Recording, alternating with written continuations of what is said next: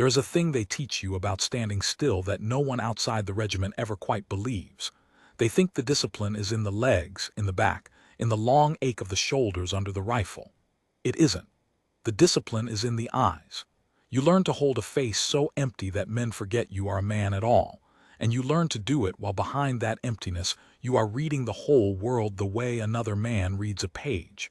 I held that face for 19 years. I am telling you now, with the uniform long folded away, exactly what was happening behind it on the morning. A foreign gentleman called me a painted ornament, because the rest of that day is a matter of record, and the inside of my head is not. My name is Daniel Rourke. For most of my life I was a guardsman of the King's Foot Guards of Meriden, and on the morning I was posted at the foot of the great staircase inside Caldmere Palace, in the red wool tunic and the tall black bearskin, white gloves to the wrist, rifle grounded at my right side, the brass of my buttons throwing back the light of 100 candles that did not need to be lit, because the morning sun came in through the eastern windows like something poured. It was the day of the Northern Accord. 6 nations had sent their leaders to Caldmere to sign a thing that men had argued over for the better part of a decade, a binding of arms and oaths meant to keep a hard peace among neighbors who had not always been neighborly. Half the world's newspapers were waiting beyond the gates. Inside, in the long Accord Hall above the staircase I guarded, the principals would gather at noon, sign their names, and shake the hands they had spent years refusing to shake. I was furniture. That is the word for what a ceremonial guard is on a day like that, and I do not say it bitterly, because furniture is exactly what I was meant to look like. The eye is supposed to slide off you. You are part of the architecture, a thing in red that proves the building is old and proud, no more alive to the visiting eye than the marble lions on the gateposts. I had stood that post and others like it more times than I could count, and I understood the trick of it. The men who saw me as furniture were exactly the men I was watching hardest, because a man who thinks you cannot see him is a man who shows you everything. What none of them knew, what the palace itself had quietly arranged that I should not advertise, was that I had not always carried a ceremonial rifle. Before the bearskin I had spent 11 years in a branch of the Crown service that does not march in parades and is not photographed, a small and patient outfit called the Wardens, whose entire art was the art of standing in a room full of important men and knowing, before anyone else in that room knew, which of the unimportant men did not belong. We were the watchers. We learned faces and we learned hands, and we learned the way a body moves when it is carrying a thing it does not want you to see. We learned the geometry of a room the way a marksman learns wind. And when my knee gave out on a wet staircase in a city I am not allowed to name, and the wardens had no further use for a man who could no longer run, the regiment took me in, because a guardsman does not have to run. He has to stand. I could stand. So on the morning of the Accord, I stood at the foot of the staircase, and I watched. The delegations came up from the South Court in their order, announced by a steward with a staff he struck once on the marble for each party.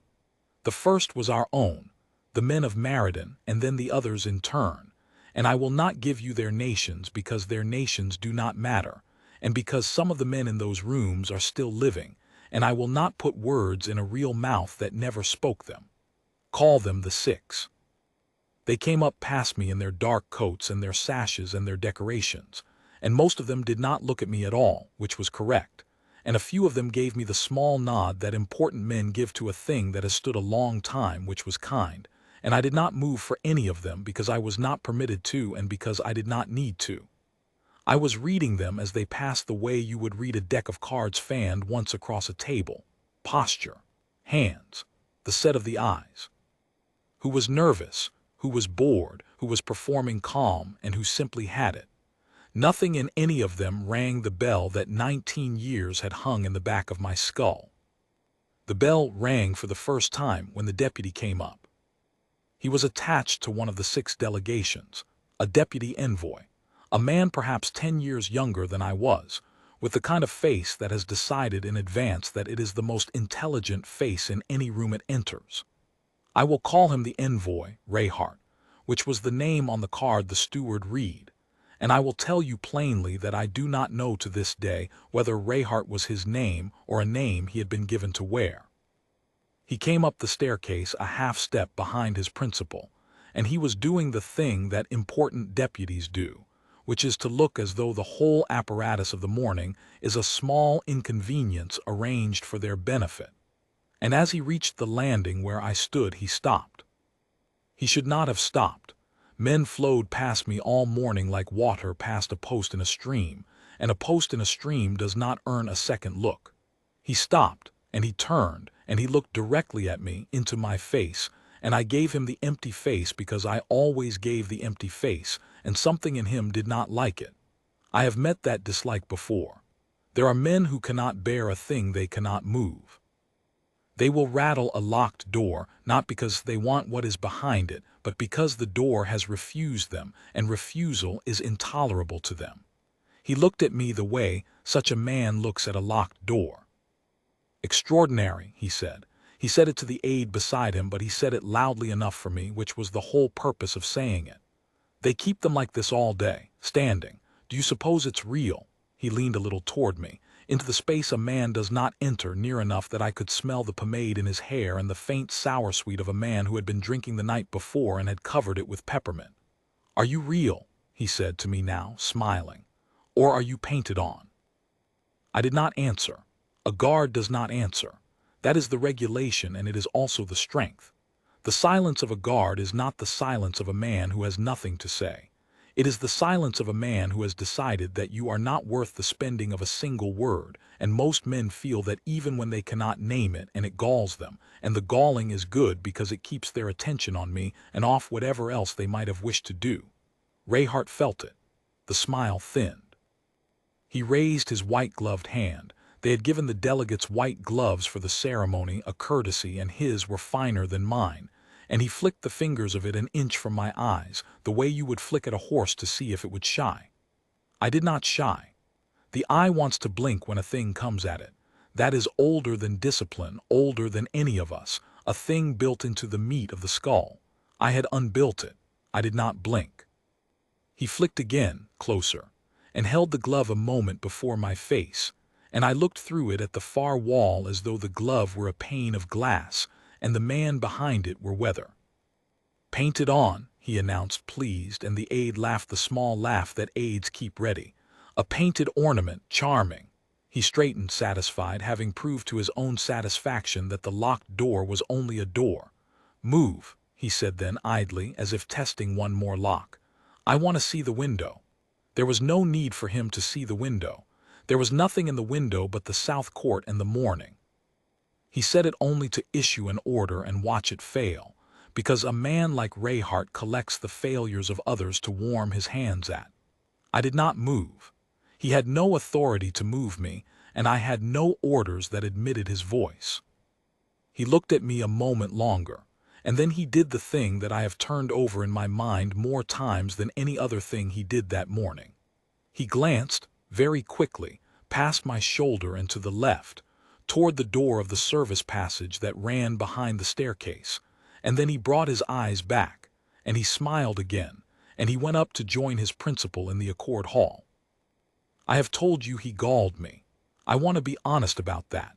Behind the empty face there was a hot small thing that wanted very much to let him see, just once, that the ornament was a man, and that the man had buried better men than him with his own hands.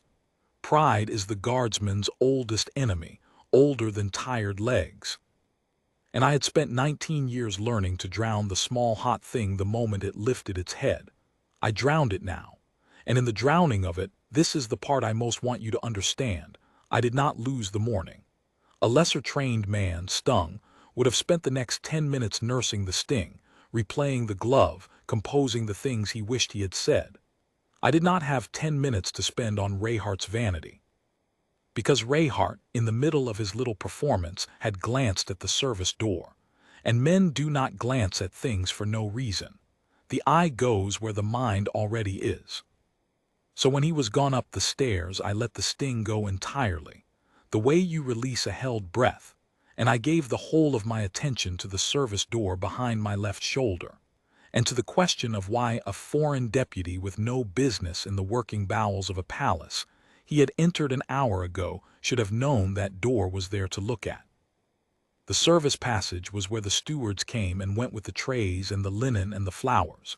And flowers there were in plenty, because a signing of the Northern Accord was a thing of state, and a thing of state in Meriden meant flowers by the cartload, great standing arrangements of white lily and dark green myrtle on every landing, and at the head of the stairs, and ranged along the Accord Hall to soften the hard old stone for the cameras.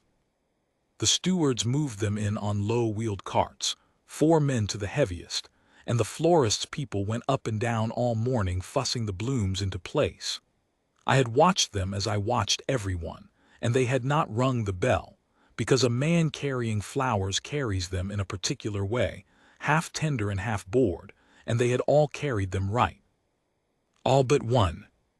I want to be careful here, because the temptation, telling it after, is to make myself clever than I was. The truth is slower and stranger than cleverness. I did not see a villain. I saw a wrongness, and the wrongness arrived in pieces over the better part of an hour, and for most of that hour I could not have told you it was anything at all. The first piece was the man's hands. He came up with a cart of the white lilies, a tall man in the dark steward's coat with the palace crest at the breast, the same coat every steward wore, and he set the cart at the foot of the staircase and began to lift the arrangement, and his hands were wrong. A florist's hands or a steward's settle a heavy thing by feeling for its balance. They cradle. This man's hands gripped. He took the great vase the way a man takes a thing he intends to set down quickly and walk away from, the way you carry a sack, not a child, and his eyes while he carried it were not on the flowers at all but going once, deliberately, around the hall, the doors, the windows, the height of the gallery, the place where the principals would stand. He swept the room the way I had been sweeping it all morning. He counted exits. And then his eyes touched mine, and found the empty face, and slid off it as the eye is supposed to slide off furniture, and he carried the lilies up the stairs. That was all. A man carried flowers wrong and looked at the doors. It is nothing. I have stood beside 1,000 men who carried things wrong and looked at doors. But the bell had rung, and the bell does not ring for nothing, and once it rings you cannot unring it. You can only stand very still and gather the next piece and the next and see whether they make a shape. The next piece was the cart. When he had carried the lilies up he came back down for the rest, and he left the low-wheeled cart at the foot of the staircase, against the paneling, half behind the standing arrangement that already stood there, in the one stretch of wall that the gallery above could not see down onto, and that the door wardens at the top of the stairs could not see around. I knew that blind spot. It was my business to know it. It was 3 feet to my left, and I had stood beside it all morning. A steward does not leave a cart in a blind spot. A steward wheels his cart back to the passage where it belongs, because an empty cart underfoot in a hall of dignitaries is exactly the sort of small disorder a palace's whole machinery exists to prevent. This man left his cart in the one place in the hall where a thing could sit unseen, and he draped a length of the white linen over it as he went, casually, the way you might toss a cloth, except that the toss settled the linen to the floor on the side that faced the room and left it short on the side that faced the wall, so that from the room the cart looked like a draped table, and from the wall, from my eyes 3 feet away and below, I could see the underframe of it and the shape of the thing lashed beneath. Low and square and wrapped, not the open lattice of an empty cart, but something carried under there and tied. I cannot tell you the cold that came into me then, and I cannot tell you it showed. This is the cruelty of the post, and it is also its whole worth. I had under my eyes, 3 feet away, in a hall about to fill with 6 heads of state, a wrapped and hidden mass beneath a cart left deliberately in the one blind corner of the room, set there by a man who had carried it like a sack and counted the exits, and I could do nothing. A guardsman does not break his post on a feeling. He does not abandon his ground and tear a cloth off a caterer's cart in front of the gathering press of the world on the strength of a wrongness he cannot name, because if he is wrong, he has shamed the crown before 6 nations and 10,000 lenses, And because if he is right and he is clumsy, he has announced to whoever set that cart that he is seen, and a cornered man with a hidden thing does worse than a patient one. The discipline that men like Rayhart mistake for emptiness is the only thing standing between a wrongness and a catastrophe, because the discipline is what lets you wait. I waited. I stood as still as I had ever stood in my life, with the cold flooding up through me and not one muscle of my face permitted to know it, and I gathered the next piece. The next piece was Rayhart.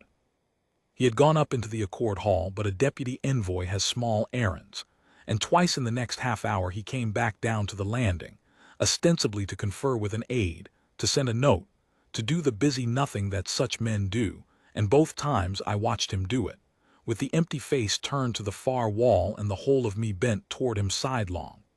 Both times he placed himself, while he murmured to his aide, so that his body screened the cart from the staircase.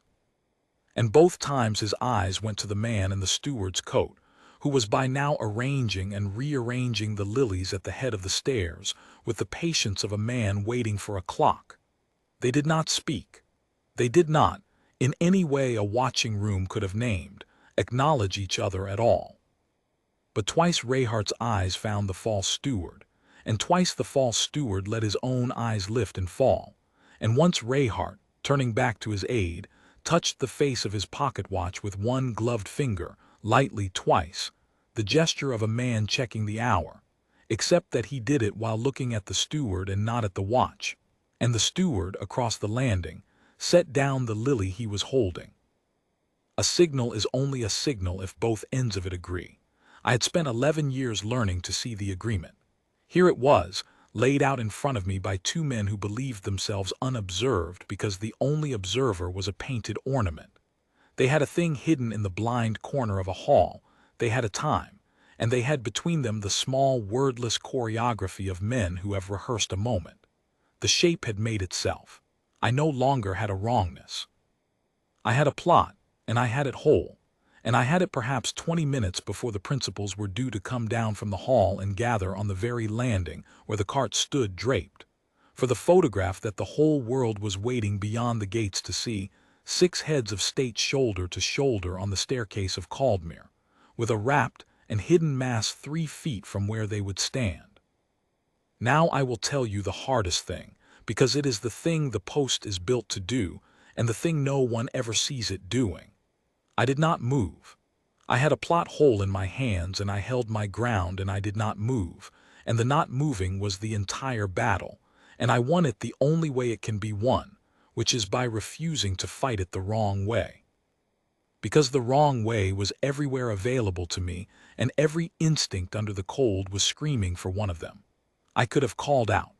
I could have left my post at a run for the captain's station at the top of the stairs. I could have torn the linen off the cart with my own hands, and every one of those, I knew with the cold clarity the wardens had drilled into me, was a way to lose. A shout, a run, a torn cloth, any sudden thing, and the false steward, watching, would know in an instant that he was seen, and a man who has carried a thing like that under a cart and lashed it down has not done so meaning to carry it away again. He had set it where the principals would stand. If he saw the game was up, he had no reason left not to finish it the moment he could, and the principals were already drifting toward the head of the stairs. Rayhart, watching the steward, would read the alarm off the steward's face faster than any guard could cross the landing. The discipline that had galled the envoy was the only weapon I had that he could not see me draw, so I drew it slowly. I let my eyes find the captain. Captain Holly stood at the head of the staircase by the hall doors, in his own scarlet and his own bearskin, and Holly's had been a soldier before he was an ornament too, and Holly's knew, as every officer of the guard knew, that there is a thing a sentry can do without moving and without speaking that is older than the regiment and means one thing and one thing only. We do not advertise it, and I will not lay it bare here. It is small. It is a matter of the carriage of the head and the hands and the rifle, a configuration a tourist would never read and a fellow guardsman cannot fail to. And it says, without a word, without a turned head, the signal that a man on a post will give once in a career if he is unlucky. Not a drill, not a ceremony, here now this. I gave it. I gave it slowly and I gave it small, the way you would let out a held line so the fish does not feel the hook. And I held the empty face the whole time so that any watching eye, Rayhart's, the steward's, would see only an ornament standing as ornaments stand. Holly saw it. I watched him see it. Nothing in his face changed either, because he was a guardsman too, and the empty face is the regiment's mother tongue. But I saw the stillness in him go from the stillness of ceremony to the stillness of a man who has just been handed a live thing. And I saw his eyes make the journey mine had made to me, to where I was looking, to the cart, to the steward, to the envoy, and I saw him understand. And then I saw him do the thing an officer does that a sentry cannot, which is to move without seeming to drift along the gallery with the unhurried air of a man overseeing flowers, and to put his hand, as he drifted, on the shoulder of a steward who was not a steward but one of our own, a warden in a borrowed coat, of whom, I learned later, there were 3 in that hall that no envoy had counted, because the palace had not put its whole trust in ornaments after all.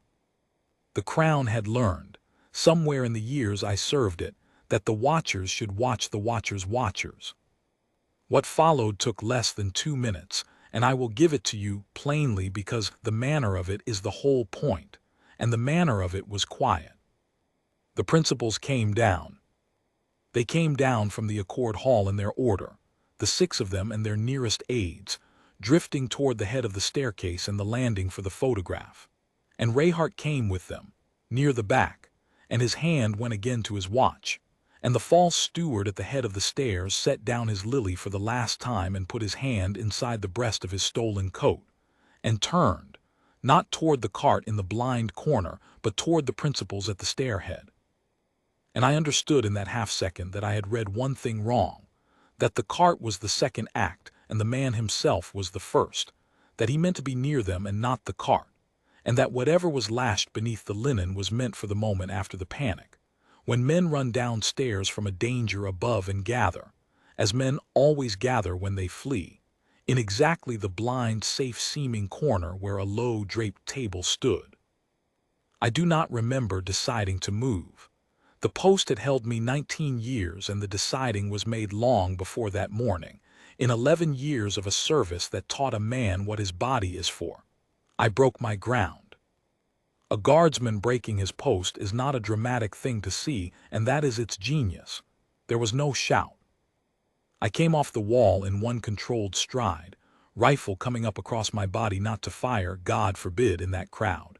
And I will tell you the rifle was not even the point, but to bar, the long steel of it a railing thrown across a stair.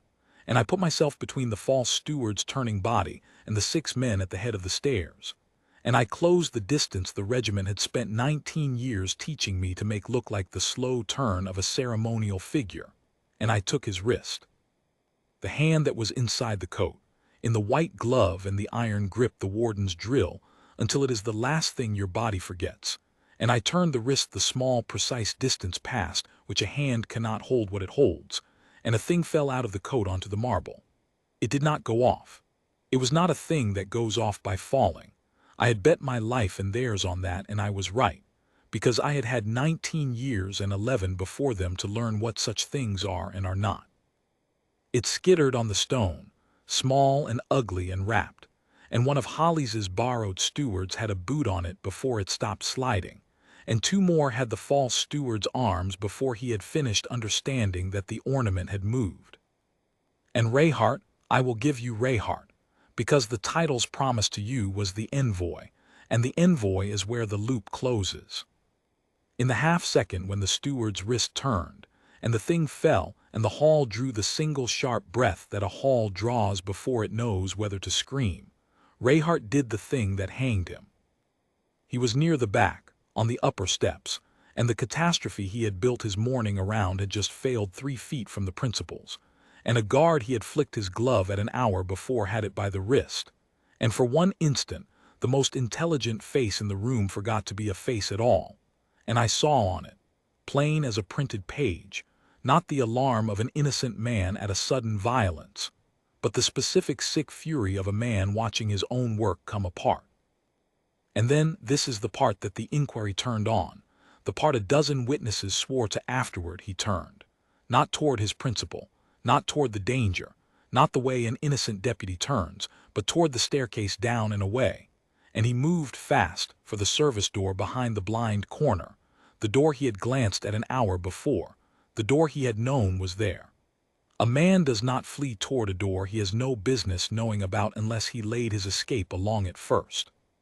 He got 4 steps. Holly's third warden, the one who had been folding linen by the cart the whole long morning, put out an arm no thicker than my own, and Rayhart ran into it and went down. And the white glove that had flicked at my eyes scrabbled once on the marble, and then was still under a knee. And the deputy envoy of one of the 6 delegations was faced on the floor of Caldmere with his fine coat rucked up over his head, while the heads of state he had meant to murder were hurried, calm and quick and entirely alive, back into the safety of the hall. They cleared the cart in the slow, careful way such things are cleared, long after the principals were gone and the doors were shut, and I was not there for it because a guardsman who has broken his post, even rightly, does not stand and watch the harvest of it. He is taken aside and questioned, and his rifle is taken from him until the thing is understood, and that is correct, and I would not have it otherwise.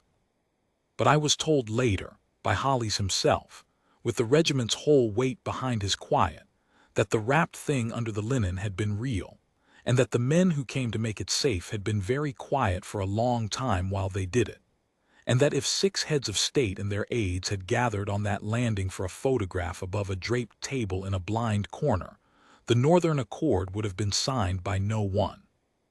And the hard peace that men had argued 10 years to build would have died on the staircase of Caldmere with the men who carried it. The accord was signed that afternoon. They signed it in a smaller room, with the windows shuttered and the flowers cleared away, and the photograph the world had waited for was never taken, and the newspapers beyond the gates printed what little they were given and grumbled at the rest, and not one of the 6 nations ever stood on that staircase. I think of that often, that the great image, the thing the whole morning was built to produce, simply never happened, and that its not happening is the proof and the monument of a thing that also never happened, a catastrophe that the record cannot show because the record only holds what occurs. The best work a watcher ever does leaves no mark at all. It is an absence. It is a photograph that was not taken. They gave me back my rifle. There was talk for a while in the careful upper rooms of a decoration, and I asked them not to, and they understood, because the men who understood such things understood that a watcher decorated is a watcher unmade, his face known, his usefulness spent. So there was no medal and there was no photograph of me either, which is as it should be. And Rayhart, I will not tell you what became of Rayhart, because some of it is still closed and the rest is not mine to give, except to say that he never again called a man an ornament, and that wherever he is, if he is anywhere, he had a long time to consider the locked door he could not move, and what he never once imagined was behind it. I stood that post for 8 more years before my knee finally finished what the wet staircase had started, and I stood a great many posts on a great many mornings, and most of them held no plot and no cart and no envoy, only the long ache and the empty face and the slow river of men flowing past a thing in red that they took for part of the building. I want to tell you now at the end, the thing I learned standing there that I did not know when I began, the thing that Rayhart, flicking his glove at my eyes, taught me without ever meaning to teach me anything but his own contempt. He thought the stillness was emptiness. He thought a man who does not move is a man who is not there, and he made the mistake that powerful men make 1,000 times a day with 1,000 quiet people, the mistake of believing that the loud thing is the strong thing and the still thing is the weak one. But the stillness was never emptiness. The stillness was the watching. Every hour I ever stood that post with my face turned to a far wall, I was more awake to the room than any man laughing in the middle of it, and the discipline that men pitied me for was the only thing in the building that could have stood 3 feet from a hidden death for an hour and not flinched, and waited and read it, and stopped it without spilling a drop or raising a voice. A man who can be moved is a man who can be used. They could not move me.